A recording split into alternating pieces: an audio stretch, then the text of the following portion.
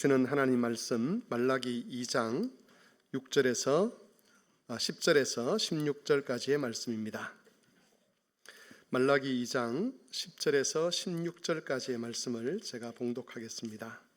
구약 성경 1328쪽입니다. 말라기 2장 10절에서 16절까지의 말씀입니다. 우리는 한 아버지를 가지지 아니하였느냐? 한 하나님께서 지으신 바가 아니냐?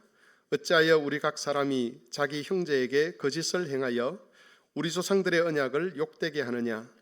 유다는 거짓을 행하였고 이스라엘과 예루살렘 중에서는 가증한 일을 행하였으며 유다는 여호와께서 사랑하시는 그 성결을 욕되게 하여 이방 신의 딸과 결혼하였으니 이 일을 행하는 사람에게 속한 자는 깨는 자나 응답하는 자는 물론이요 만군의 여호와께 제사를 드리는 자도 여호와께서 야곱의 장막 가운데서 끊어버리시리라. 너희가 이런 일도 행하나니 곧 눈물과 울음과 탄식으로 여호와의 제단을 가리게 하는도다. 그러므로 여호와께서 다시는 너희의 봉헌물을 돌아보지도 않으시며 그것을 너희 손에서 기꺼이 받지도 아니하시거늘 너희는 이러기를 어찌 됨이니까 하는도다. 이는 너와 내가 어려서 맞이한 아내 사이에 여호와께서 정인이 되시기 때문이라. 그는 내 짝이요 너와 서약한 아내로되 네가 그에게 거짓을 행하였도다. 그에게는 영이 충만하였으나 오직 하나를 만들지 아니하셨느냐? 어찌하여 하나를 만드셨느냐? 이런 경건한 자손을 얻고자 하심이라.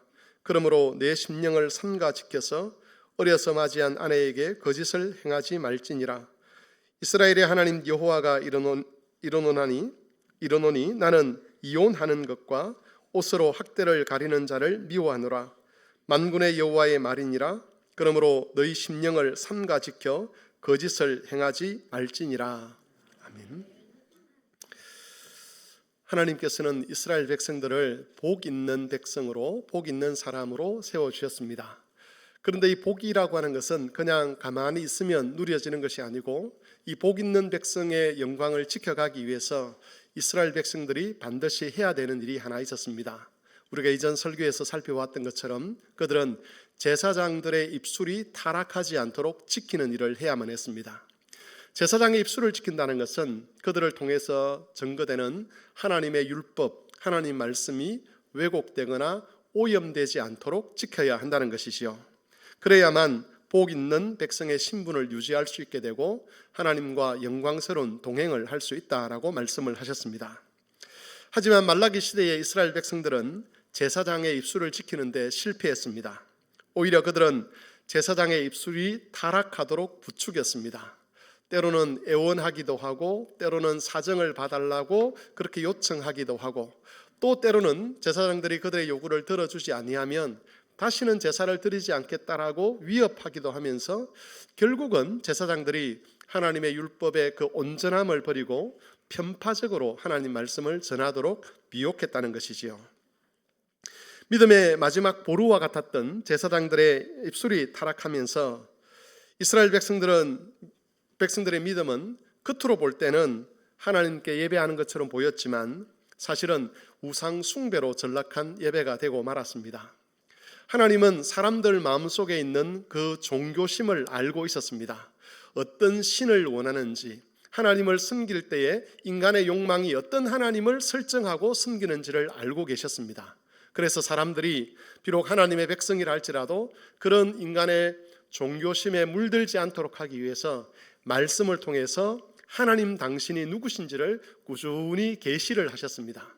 나는 이런 하나님이다. 그러니 너희가 생각하는 그런 우상과는 다르니 예배하는 방식도 달라야 되고 하나님을 섬기는 방식도 달라야 되고 하나님께 예배할 때에 어떤 마음으로 예배하는지도 우상 섬기는 자들과 달라야 한다라고 그렇게 말씀을 하셨습니다.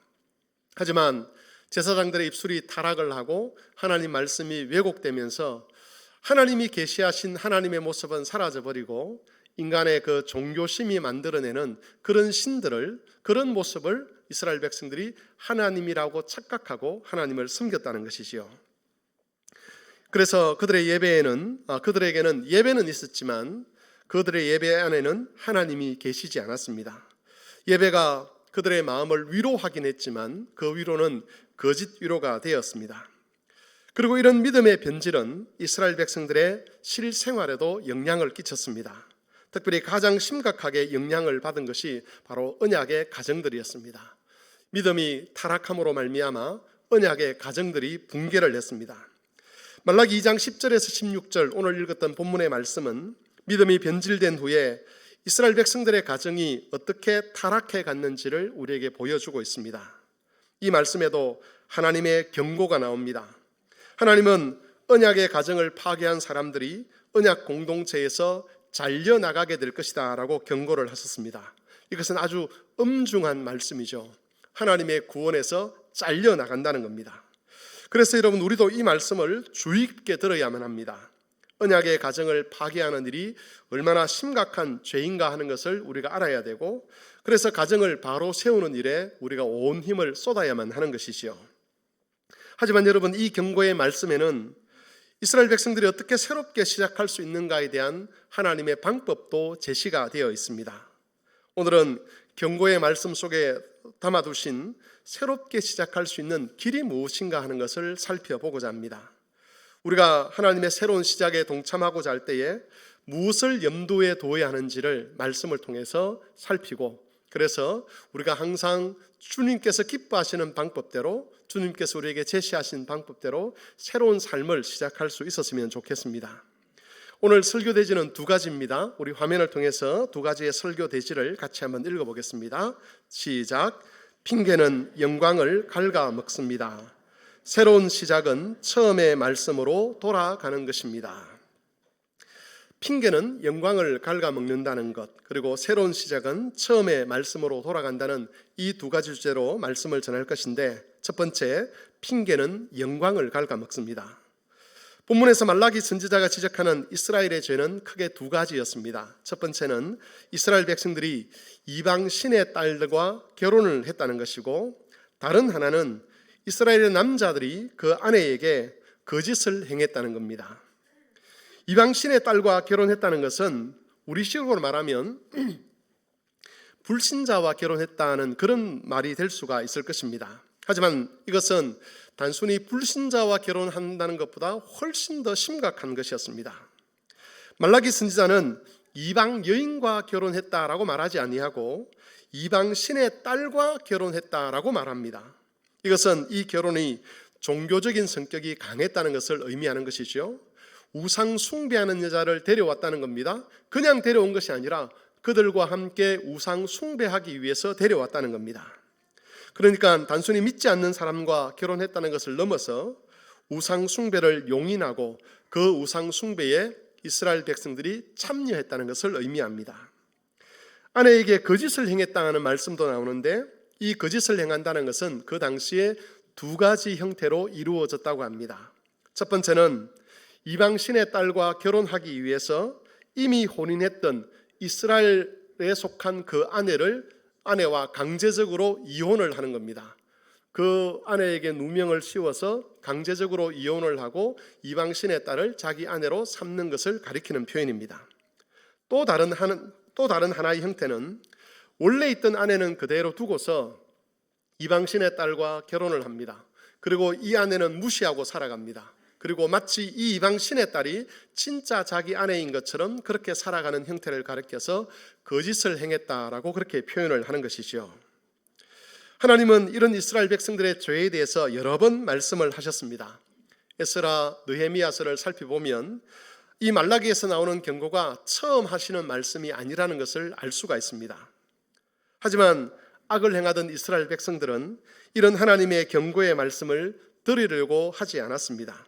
오히려 그들은 여러 가지 핑계를 대면서 자기들이 행하는 일이 정당하다라고 주장을 했습니다. 말라기서, 에스라서, 느헤미야서를 읽어보면 그들이 대충 어떤 핑계를 대고 있었는지를 알 수가 있는데, 특별히 오늘 본문 15절을 보면 이 사람들이 대는 핑계 중 한 가지를 알 수가 있습니다. 15절 말씀을 우리 같이 한번 읽어보도록 하겠습니다. 다 같이 읽겠습니다. 시작. 그에게는 영이 충만하였으나 오직 하나를 만들지 아니하셨느냐? 어찌하여 하나는 만드셨느냐? 이는 경건한 자손을 얻고자 하심이라.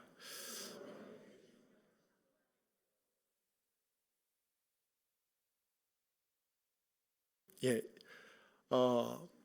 이 15절 말씀은 학자들이 이야기를 하기를 구약 성경에서 해석하기가 가장 어려운 구절 몇 구절 중에 하나다, 그렇게 이야기를 한다고 합니다.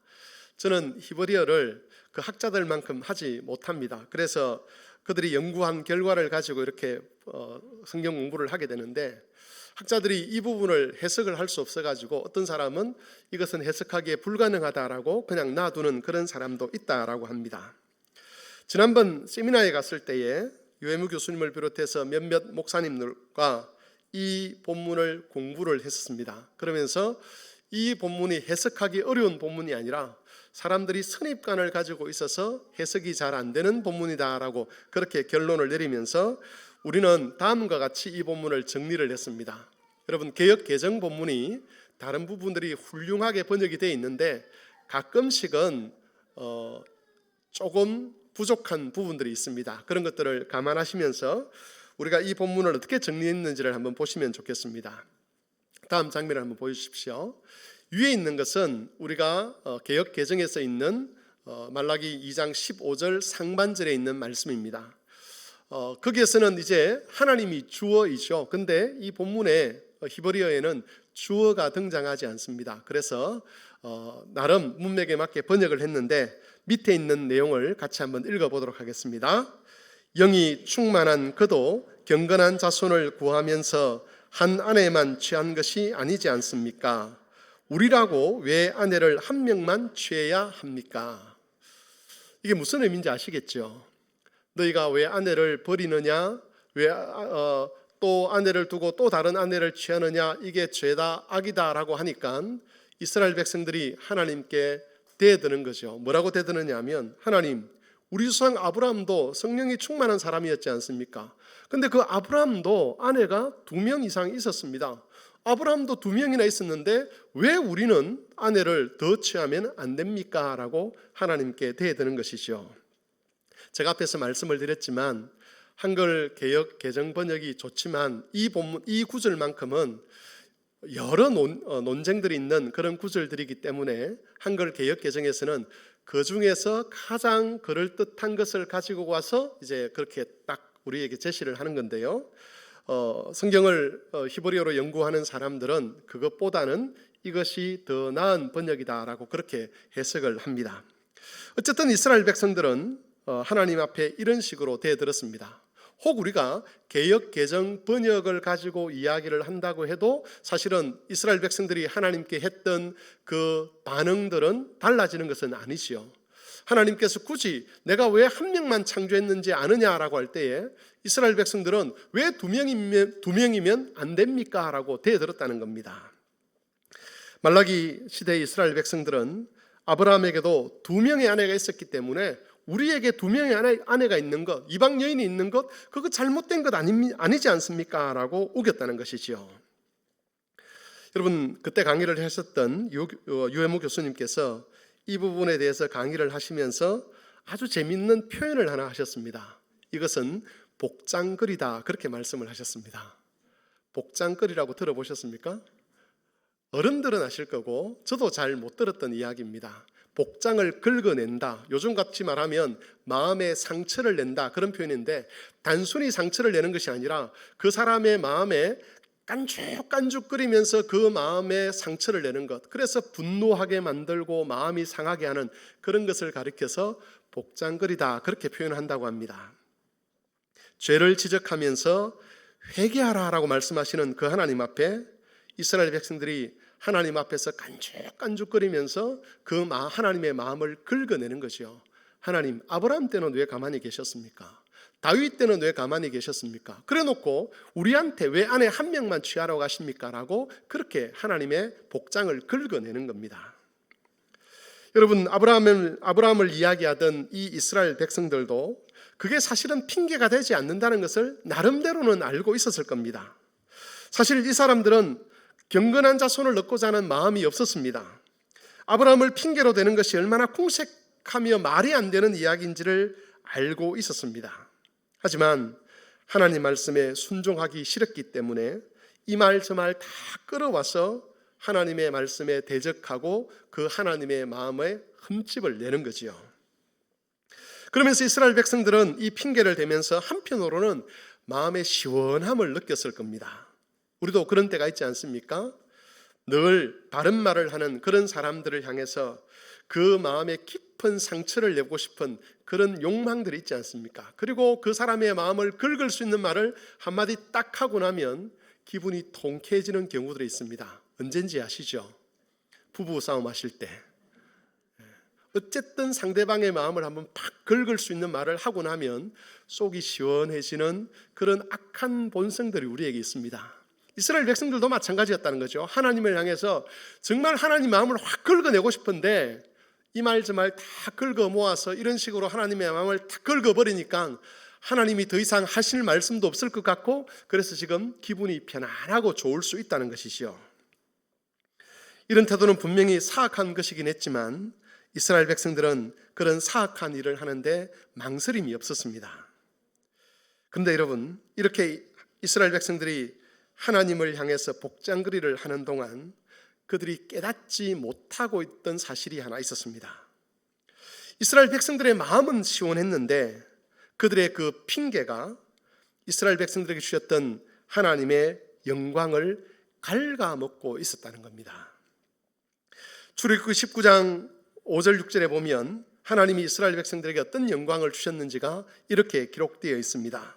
세계가 다 내게 속하였나니 너희가 내 말을 잘 듣고 내 언약을 지키면 너희는 모든 민족 중에서 내 소유가 되겠고 너희가 내게 대하여 제사장 나라가 되며 거룩한 백성이 되리라. 여러분, 이 영광스러운 지위는 모든 민족들 중에서 이스라엘 백성들에게만 주신 그런 지위였습니다. 그들만이 누릴 수 있는 영광이었습니다.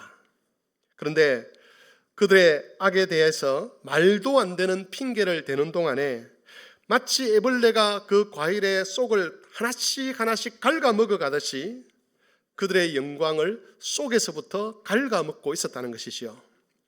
영광을 갉아먹는 일이 겉으로는 잘 드러나지 않았습니다. 그들에게 여전히 영광이 있는 것처럼 보였습니다. 영광의 껍데기가 남아 있었습니다.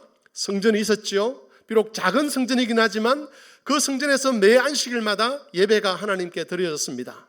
그들에게 찬송도 있었습니다. 율법도 있었습니다. 하나님의 영광이 우리와 함께 한다는 그런 착각을 그들이 하고 있었다는 것이지요. 하지만 끝이 그럴듯하다고 해서 쏙도 그런 것은 아니었습니다.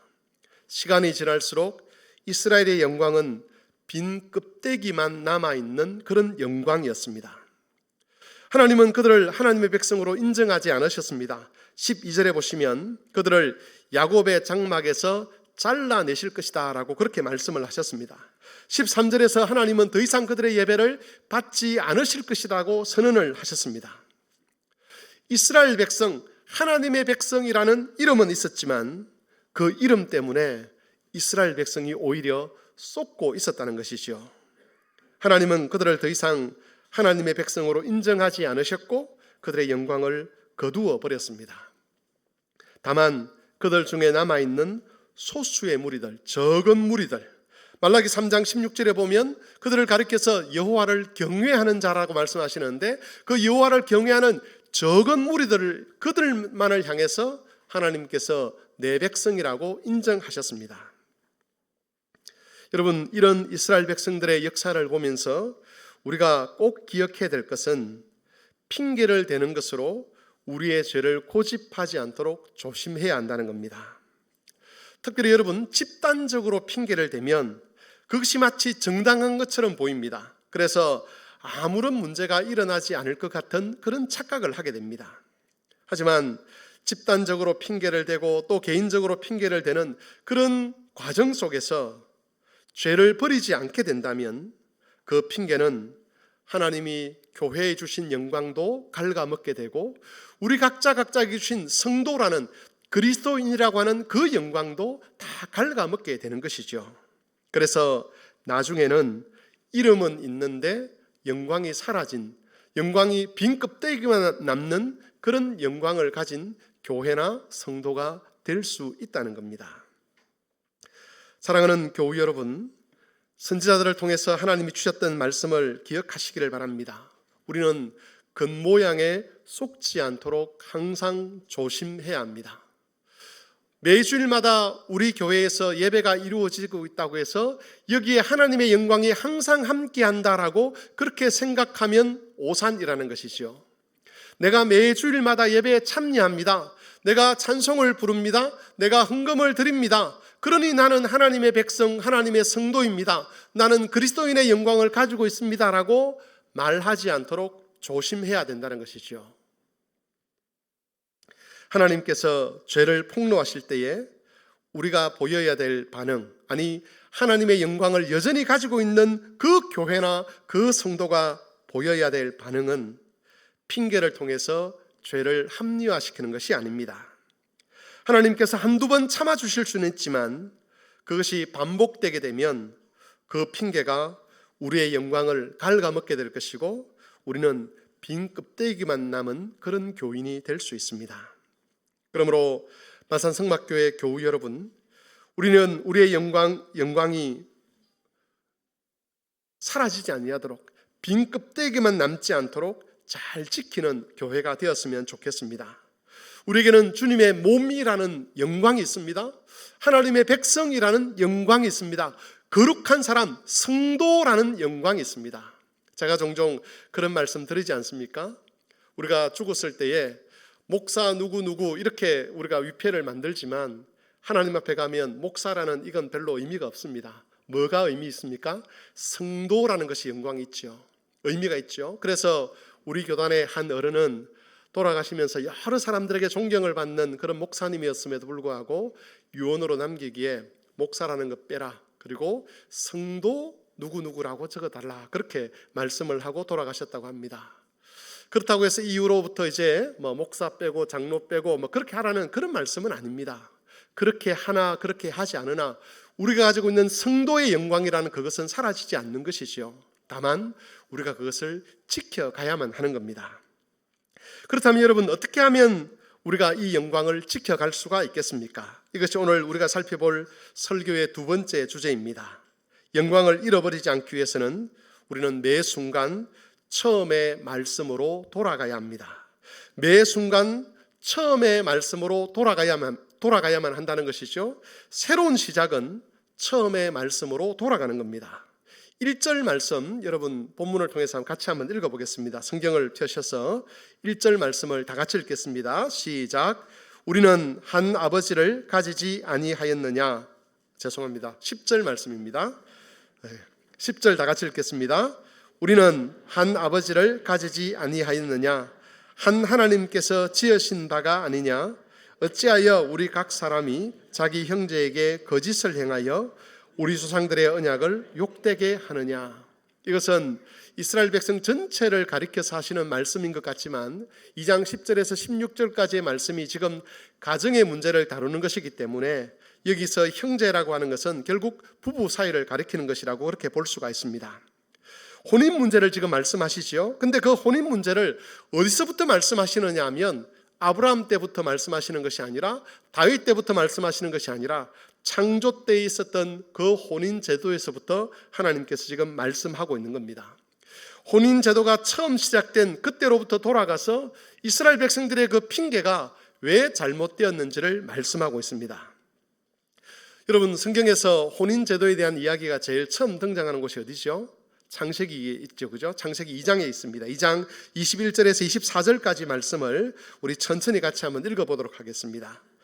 여호와 하나님이 아담을 깊이 잠들게 하시니 잠들매 그가 그 갈빗대 하나를 취하고 살로 대신 채우고 여호와 하나님이 아담에게 취하신 그 갈빗대로 여자를 만드시고 그를 아담에게로 이끌어 오시니 아담이 이르되 이는 내 뼈 중에 뼈요 살 중에 살이라. 이것을 남자에게서 취하였은즉 여자라 부르리라 하니라. 이러므로 한 남자가 부모를 떠나서 그의 한 아내와 합하여 둘이 한 몸을 이룰. 여러분, 여기서 제가 갈로를 해가지고 한이라고 하는 표현을 썼는데 우리 개역 개정에는 그냥 그냥 남자, 그냥 여자, 그리고 둘이 한 몸 이렇게 돼 있는데 히브리어에 보면 분명한 수가 나와 있습니다. 한 명의 남자와 한 명의 여자, 그 두 사람이 한 몸을 이루는 것이다 라고 강조를 하는 것이지요. 이스라엘 백성들은 아브라함을 핑계 삼아서 자신들의 악행을 정당화시키려고 했습니다. 하나님, 아브라함 때는 왜 그렇게 하셨습니까? 왜 다윗 때는 침묵하셨습니까? 그런데 왜 우리에게 지금 이것이 죄라고 말씀하십니까? 라고 할 때에 하나님께서 어디로 돌아가시느냐 하면 처음의 말씀으로 돌아가십니다. 이러므로 한 남자가 부모를 떠나 그의 한 아내와 합하여 그 둘이 한 몸을 이룰지니라. 이스라엘의 새로운 시작은 이와 같은 처음의 말씀으로 돌아가는 것이어야 한다라고 말씀하시는 겁니다. 우리는 하나님의 이런 원리를 귀담아 들어야 합니다. 왜냐하면 우리도 만일 어떤 새로운 시작을 하고자 한다면 항상 처음의 말씀으로 돌아가야 하기 때문입니다. 그것은 처음의 말씀이 아닌 다른 덕지덕지 뭔가가 붙어있는 그런 말씀들이 있다는 것이지요. 이스라엘처럼 우리도 많은 핑계를 대고 싶은 유혹을 받습니다. 목사님, 다른 교회들도 다 그렇게 하는데 왜 우리만 이렇게 하려고 합니까? 라는 그런 말씀들을 우리가 종종 하지 않습니까? 학생들을 지도할 때 가장 많이 들었던 말들이 있습니다. 목사님, 다른 사람들은 그렇게 하지 않는데 왜 저만 그렇게 해야 됩니까? 목사님, 나도 다른 사람들처럼 대충 살면 안 됩니까? 다른 사람들은 이렇게 저렇게 다 하는데 왜 우리는 절제하며 살아가야 합니까? 여러분, 우리가 다른 교회나 다른 사람을 핑계 삼아서 우리의 악을 고집하려고 하면 일단 마음은 편할 수 있습니다. 다른 사람을 핑계하게 되면 우리가 하는 일이, 우리의 태도가 그렇게 잘못된 것 같지 않아서 안심이 될 때가 있습니다. 하지만 우리가 이미 앞에서 살펴본 것처럼 다른 사람의 모습과 형편을 기준으로 삼아서 핑계를 대는 그 일은 결국 우리에게 주신 하나님의 영광을 갉아먹는 일이 되고 말 것입니다. 우리가 해야 될 일은 처음의 말씀, 순전한 말씀, 인간의 욕망의 찌꺼기가 묻어있지 않는 그 말씀으로 돌아가는 겁니다. 하나님의 말씀에 덕지덕지 달라붙어서 하나님 말씀을 오염시키는 더러운 찌꺼기를 떼어버려야 한다는 것입니다. 그런 찌꺼기들은 사람의 욕심과 욕망을 합리화시켜서 나온 것들입니다. 이것들이 하나님 말씀에 엉겨붙어서 진짜 하나님의 말씀을 가려버리는 것이죠.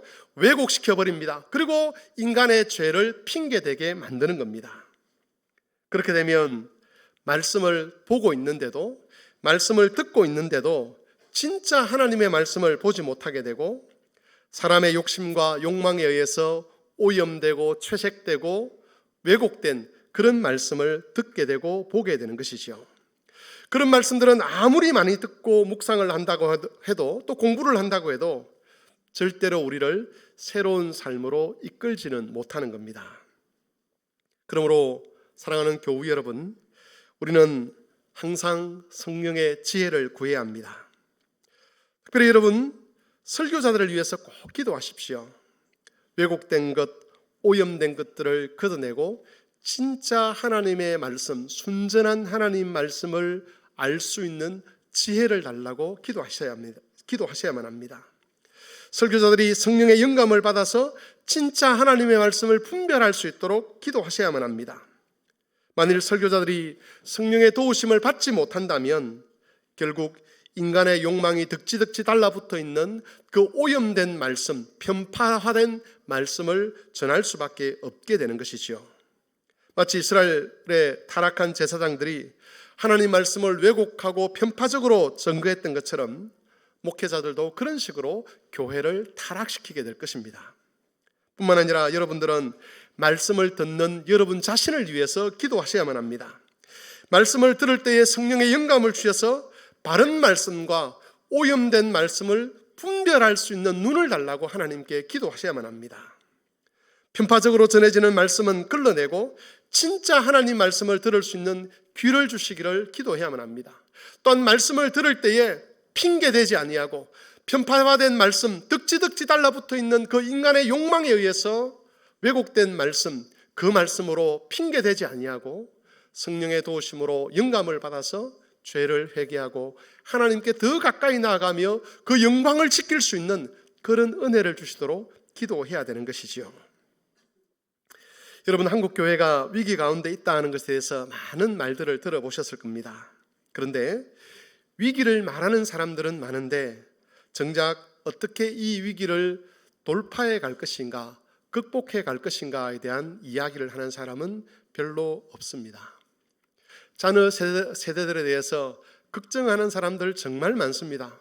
한국 교회의 다음 세대가 교회를 다 떠나게 될 것이다, 이렇게 있어서는 안 된다라고 말하는 사람들 정말 많습니다. 그런데 어떻게 할 것인가에 대해서 논의하는 사람은 그렇게 많지 않습니다. 제가 목사님들을 만나서 이 이야기를 가지고 논의를 좀 하자, 뭔가를 좀 해서 준비를 하자라고 해도 별로 관심이 없습니다. 지금 우리는 영광을 누리고 있다라고 생각하는 것이지요. 여러분도 잘 아시겠지만 코로나 이후는 코로나 이전과는 또 다른 세상의 풍조가 형성되고 있습니다.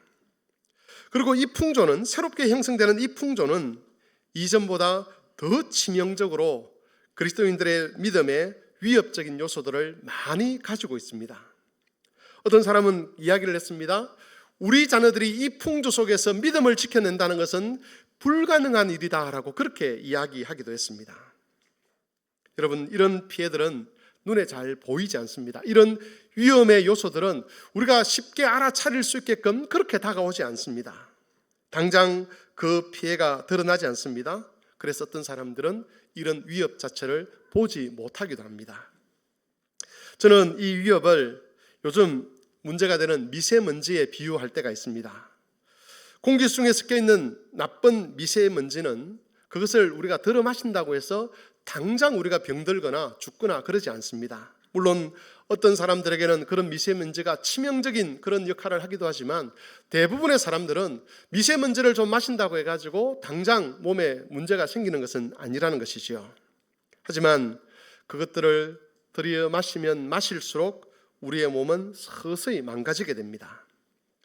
여러분, 세상의 풍조는 미세먼지가 몸을 망가뜨리는 것보다 더 치명적으로 우리와 우리 자녀들의 영혼에 위협이 됩니다.